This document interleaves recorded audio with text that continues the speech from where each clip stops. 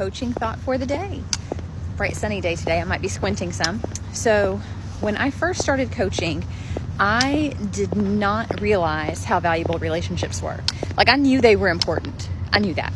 But I myself am very task oriented, very much the type A personality, and am driven by tasks and getting things done.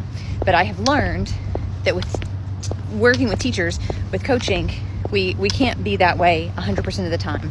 So one thing that I'd like to do is whenever I have conversations with teachers and try and, learn about their personal lives and what's going on with their kids and just keeping up with things and taking a general interest in that. One thing that I like to do sometimes is whenever they share something with me, maybe they or a family member are having surgery or just whatever might be going on in their life. I try and make a note on my calendar because I live by my Google Calendar.